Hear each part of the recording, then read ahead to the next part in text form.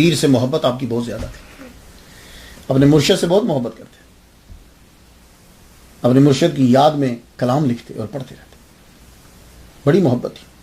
ایک روز آپ نے اجازت، قدم بوسی کے لیے اجازت نامہ چاہا اور بندے کو بھیجا، جاؤ سرکار سے اجازت لے کو میں آپ کی بارگاہ میں حاضر ہو جاؤں۔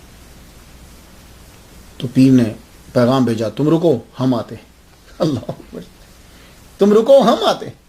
خواجہ معین الدین اجمیری چشتی رحمہ اللہ اجمیر سے چلے، جب دہلی میں پہنچے تو خواجہ قطب الدین بختیار کاکی رحمۃ اللہ علیہ اور سلطان شمس الدین التمش یہ سب اور بڑے بڑے عمرا فضلاء سب استقبال کے لیے خواجہ معین الدین اجمیری چشتی تشریف۔ میں بڑی میری آرزو رہی ہے کہ میں خواجہ معین الدین اجمیری چشتی رحمہ اللہ کے در پر جاؤں، لیکن ویزا نہیں ملتا، امریکہ سے بھی ویزا نہیں مل رہا۔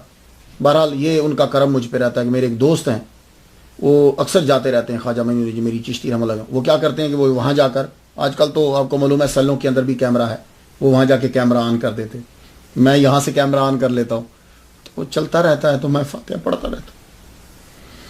تو وہ پھر قبر کے پاس کھڑا ہو جاتا ہے تو میں پھر فاتحہ پڑھتا ہوں، الحمد شریف پڑھتا ہوں، قل واللہ پڑھتا ہوں، چلو میری آواز تو وہاں گونجتی ہے نا، تو وہ اسپیکر آن کر دیتا ہے، پھر بندے بیٹھے ہوتے ہیں تو میں فاتحہ پڑھتا ہوں۔ اور دوسرا ان کا کرم یہ ہے کہ تقریباً انہی کا سید سرور چشتی صاحب وہ تشریف لے آتے ہیں، ان سے ملاقات ہو جاتی، بڑی مجھ سے بڑی محبت فرماتے ہیں۔ اکثر آپ یوٹیوب کے اوپر دیکھیں گے ان کے ساتھ میری کافی تقریریں ہیں، تو یہ کرم فرما دیتے ہیں، وہ ان کی مہربانی اور ذرا نوازی ہے۔ تو خواجہ صاحب جو تشریف لائے سب استقبال کے لیے، اب خوب محفلیں جمنے لگی۔ بادشاہ نے کہا کہ حضور میرے محل میں رکیے، فرمایا لگا نہیں، ہم قطب الدین کی خانقاہ میں ٹھہریں گے۔ تو خواجہ معین الدین اجمیری چشتی رحمہ اللہ قطب الدین بختیار کاکی رحمہ اللہ کی خانقاہ میں ٹھہرے، محفلیں جمی۔ آپ کے جانے کے بعد فیض اور بڑھ گیا، قطب الاقطاب کی خانقاہ مرجع خلاج بن گئی اور منبع برکات بن گئی۔ دوسری مرتبہ پھر، یہ پہلی ملاقات ہے، دوسری مرتبہ 10 سال کے بعد اچانک خواجہ معین الدین اجمیری چشتی رحمہ اللہ خود دلی تشریف لے آئے بنا بتائے۔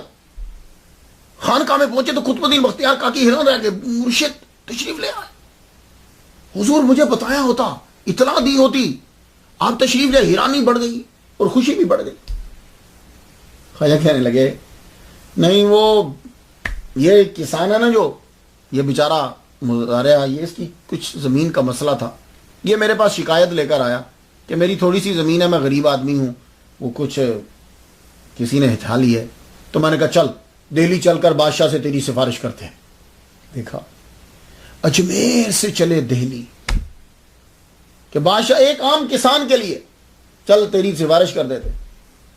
تو آپ نے فرمایا حضور رکیے، وہ لیا فرمان نامہ، اور بھی کوئی کام تھے، کہا جی میں خود جاتا ہوں۔ قطب الدین بختیار کاکی رحمہ اللہ کے پاس بادشاہ آتا تھا، لیکن اپنے پیر کی خاطر اپنے پیر کا وہ لے کر وہ نامہ خود گئے۔ ایسے فیض نہیں ملتے، یوں فیض ملتے، خود گئے، ورنہ بادشاہ کے محل میں جانا گوارا نہیں کرتے تھے۔ آپ کہا پیر مرشد آپ رکو، میں جاتا ہوں، خود گئے۔ اب روز محفل جو ہے وہ جمنے لگی، کام سب ہو گئے، اب وقت ذرا قریب ہے، فیض پہ فیض دیتے چلے جا رہے ہیں سب لوگ ملنے کے لیے۔ جب بادشاہ ملنے کے لیے آتا ہے تو سب ملنے کے لیے آتے ہیں، نہیں آیا تو شیخ الاسلام نہیں آیا، شیخ الاسلام نجم الدین صغری نہیں آیا۔ آپ اٹھے، آپ اس کے گھر خود چلے گئے، خواجہ معین الدین اجمیری چشتی رحمہ اللہ خود چلے گئے۔ یہ تو آگے دیکھا تو وہ کچھ بنوا رہا تھا کسی مستری سے، فرمانے لگے تجھے شیخ الاسلامی کا ایسا بھوت سوار ہوا ہے، تکبر آیا کہ تو مروت بھی ختم ہو گئی تیرے اندر، سب ملنے آئے تو مجھے ملنے نہیں آیا۔ لو جو شیخ الاسلام نجم الدین صغری نے منہ تک نہیں کیا اس کی خواجہ معین الدین اجمیری چشتی رحمہ اللہ کی طرف۔ آپ نے فرمایا تجھے مسئلہ کیا ہے؟ کہنے لگا یہ جب سے تیرا مرید دہلی میں آیا ہے قطب الدین بختیار کاکی، لوگ مجھے کچھ سمجھتے ہی نہیں ہیں، سب اسی کے ساتھ لگے رہتے ہیں۔ خواجہ معین الدین اجمیری چشتی نے فرمایا اچھا تو پریشان نہ ہو، میں اپنے مرید کو اپنے ساتھ اجمیر لے جاتا ہوں۔ اللہ اکبر جل شانہ۔